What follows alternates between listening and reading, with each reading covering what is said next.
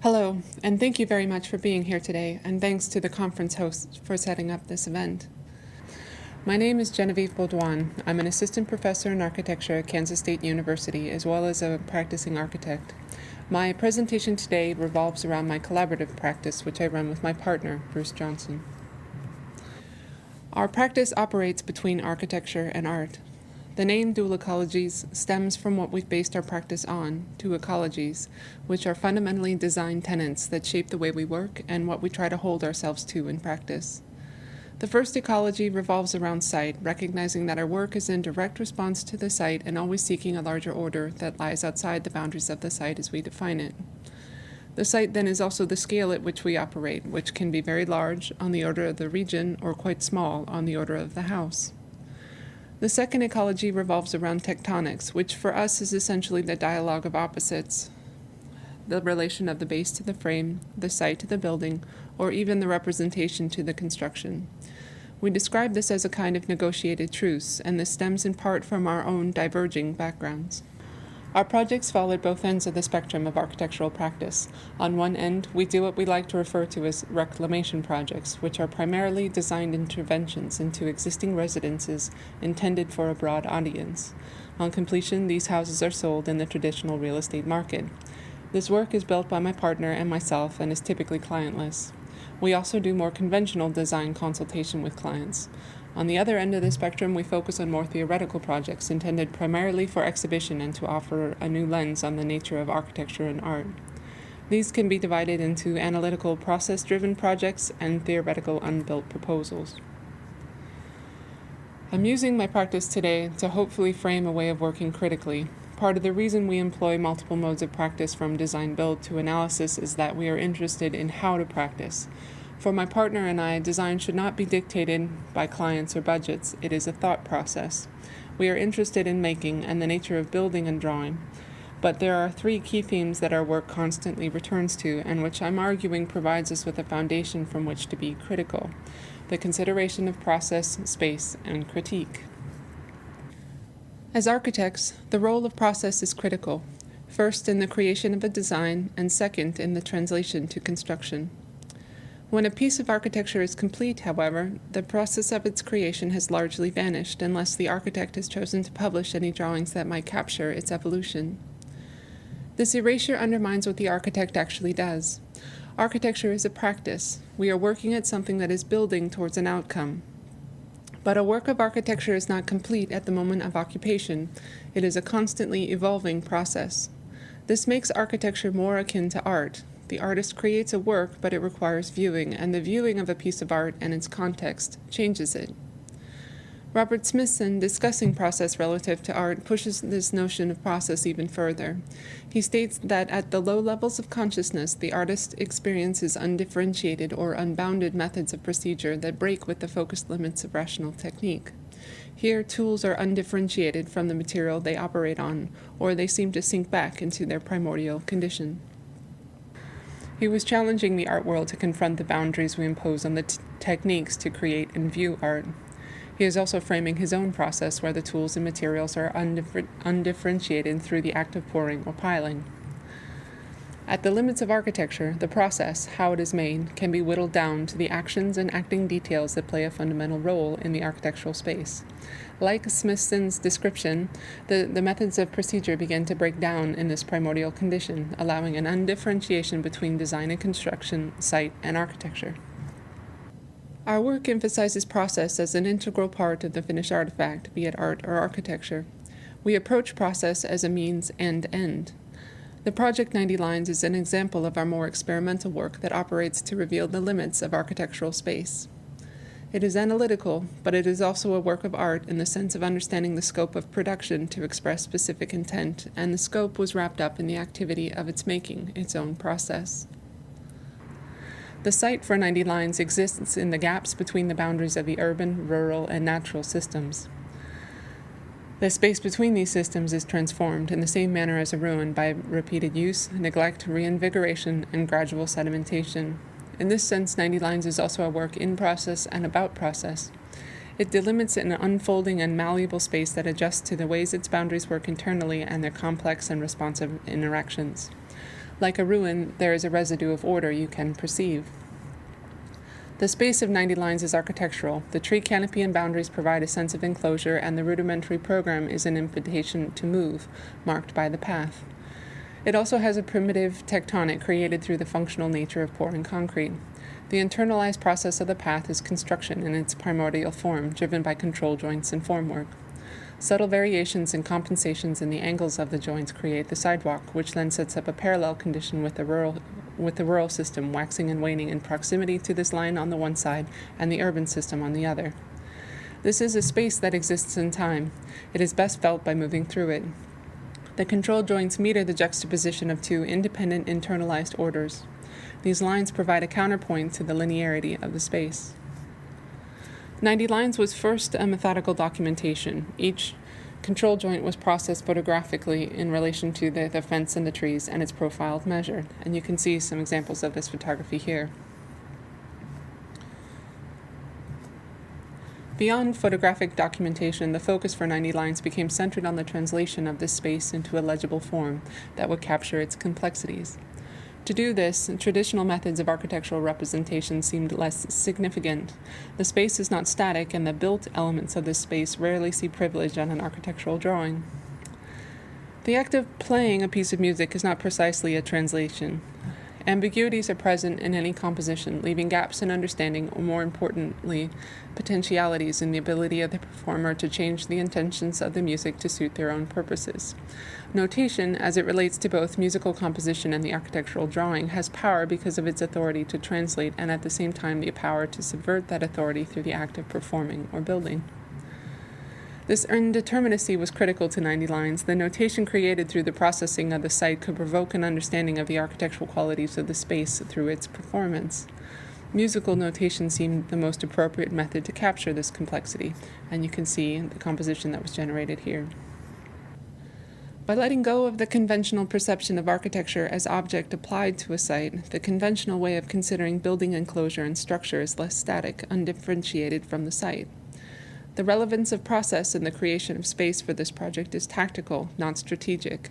By challenging the drawing to be perceived through time as a tactical process, complex space is revealed, divorced from the rigidity of the static plan. At these limits, we can see the tipping point where we read a space into the environment. 59 Trees looks more specifically at the ways in which one can define the site and the nature of abstractions we take for granted and their impact on the land. The site became the abstraction of a line on the landscape, and we were studying how the first act of architecture is the definition of the site, so our tectonic became very primitive, the tag or marker on the tree. At the time, we were looking at land artists, including Nancy Holt and Robert Smithson, and also thinking about the dichotomy inherent in surveying. It is both a clean and abstract representation of the site on one hand, and the experiential process of walking the site on the other. We use lines to understand our position in the world through the abstraction of latitude and longitude, but it begs the question, what is that line like on the ground? Reducing this idea to a segment of a line of latitude, we mapped out a space of 20 by 200 feet to explore the definition of that line in the landscape. Using a primitive ruler, a 6-foot pole, and tag, wrapping each tree with a line of duct tape, we tagged all of the trees within this space to see the line defined by the trees. Like 90 lines, this is a space best felt by moving through it. You can begin to see the abstraction of the line becoming space, and hopefully you can begin to see that in some of these film stills here. Returning the experience of the forest to the abstraction of the line, we photographed each tree, removing its context as the trees came to represent the line, and removing the tape, which became the literal translation of the tree to the line of circumference. Here you can see the process of translation through a series of representations to try and capture the abstraction of the survey and the perceptual experience. Again, the conventional ways in which we perceive architectural space are being subverted, this time through the tree.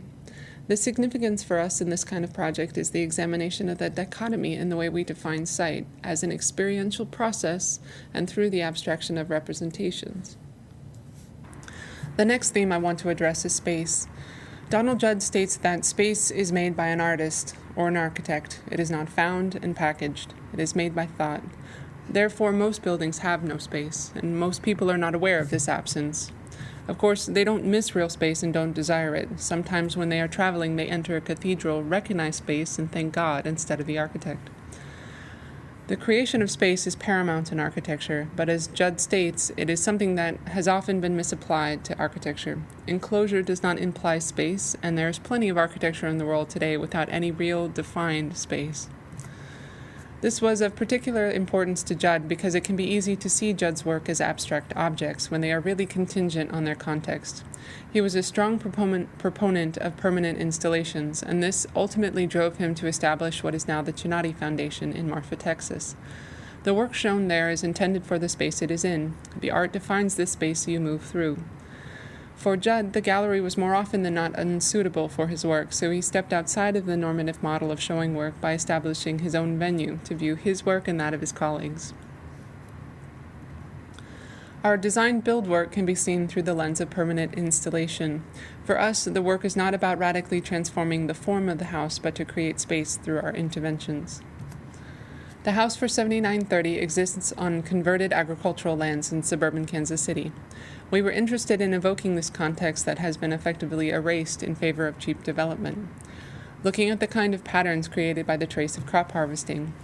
The house is of a type of 50s California modern home translated to the Midwest. What predominates these houses beyond open living and dining, large asymmetric window arrangements, and typically quite thin construction is the roof. Typically, these houses have low-pitched roofs with parallel vaulted ceilings, making the house's exterior a part of its interior. The skin design for the ceiling evokes the trace of patterns left in the land by creating a subtly undulating, lightweight implied basket weave that ties together all of the public spaces of the house, working to manage disruptions such as this integrated kitchen bar where the lighting and oven fan are housed. This unifies and defines the public space. As a pattern, the ceiling is also meant to draw your eye through the house from the front to the back, extending your eye to the exterior. And you can begin to see that here in these photographs. Our way of considering space extends to all of our work. Our practice seeks out ways to define and create space with every project we consider. And for us, as with Judd, that space is necessarily specific to its location. The quintessential bungalow defines most small towns, particularly in the Midwest. This classic American typology is also characterized by transformation over time, adding rooms and slowly enclosing lean-tos and other porch structures. These homes are often the building blocks of small towns and are typically on narrow or long lots, giving an urban dimension to the smallest town. 611 is very much a part of this American heritage. Our intervention for this home occurred first by reclaiming its outdoor space, providing boundaries, edges, and defined living areas along the sloped site conditions, sequenced from the front of the house to the garage, which was situated 6 feet above the house on the alley. On the interior, no walls were moved and no windows were added. A 15-plus color paint scheme was replaced by the purity of an all-white palette that made use of the dappled and varied natural light in the original design, allowing the historic details of the house to speak more clearly. The addition of a monotone detail wraps every interior plaster edge, straightening and defining decades of wear, whether at the base, a window, a door, or around a built-in. And you can see some examples of that here. And this image is trying to capture how those fragments of the trim are actually connected all the way through the house. And in this image, you can see how that trim begins to bring you from one room into the next. The last theme I want to address is the role of criticism within our practice. My partner and I are both academics in addition to our practice, so for us, critique, both of the work and of the context of the work, is integral to our practice. Teaching affords us the ability to pursue experimental, clientless projects. These projects are a kind of proving ground for our research, and they provide a feedback loop to more normative practice by first allowing us to think at the limits of architecture so that we can find ways in which this can filter back into more conventional methods of practice. For us, criticism is not simply a method of design refinement, although this is a constant in our practice. It is also important to recognize the limitations imposed on practice that can and should be questioned.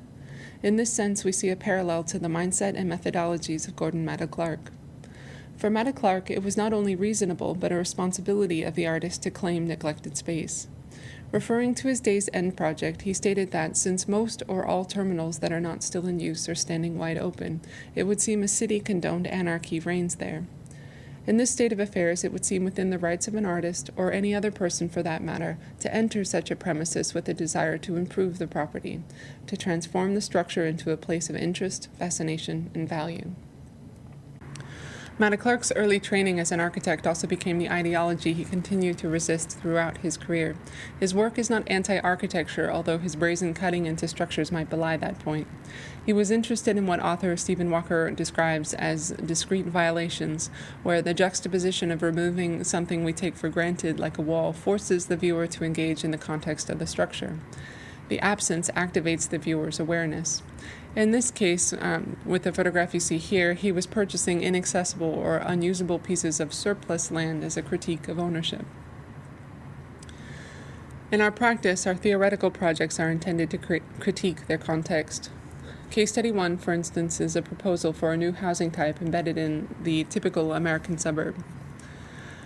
The proposal uses existing water infrastructure to shape the nature of the site and program. We were looking at the original case study house program published in Art and Architecture, and we wanted to imagine a new program for today that would seek out its own land, created by the interventions of infrastructure in the suburban landscape. This first house captures space on the edge of Brush Creek, which feeds into the Big Muddy, the Missouri River, which becomes the Mississippi River, making it the fourth longest river in the world, and which gave the creek significance to us at many scales. The site is located in Prairie Village, a suburb of Kansas City, and like most Midwestern suburbs, it was created through the conversion of the mile-by-mile agricultural landscape driven by the Mercator grid. Brush Creek runs through this landscape, disrupting the gridded suburbs, forcing residents to essentially give up a piece of their backyards. The creek today is mainly an open concrete drain running through this landscape. Case Study 1 hugs the bank of the creek, bridging over an access road for the waterway. The house creates public access to the creek, which is already frequented by residents. The house floats above the creek, creating a new kind of vigilance, making the house act also as a monitor for the water levels.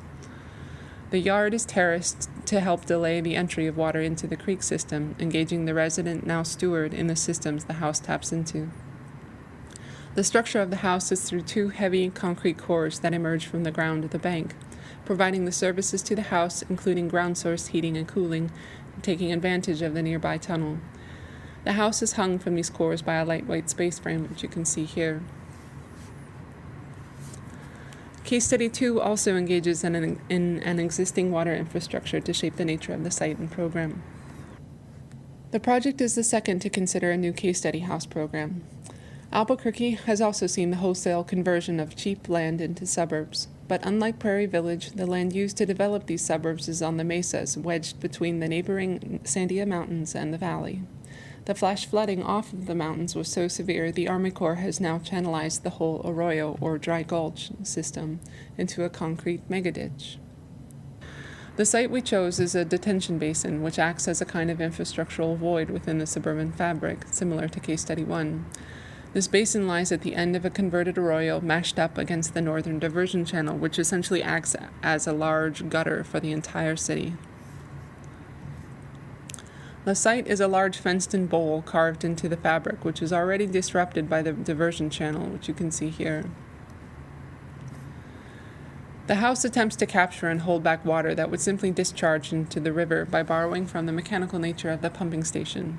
Two large water tanks are suspended within the house to store and use this captured rainwater. The resident resides literally within the water system, and like Case Study 1, they become stewards of it, benefiting from their interaction as it cools and heats the home.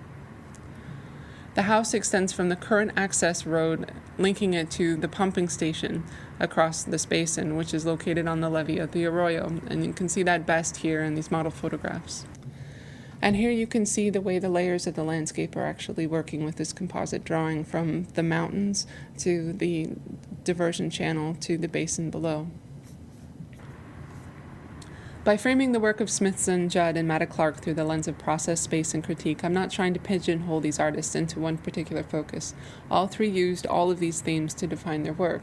But their work is both compelling and enduring because of their focus on these aspects of the creative process, and because all three refuse to be reduced to a single working methodology or medium. They can serve as a model for architectural practice, and for us, that is what I see dual ecologies becoming. Thanks very much for your time.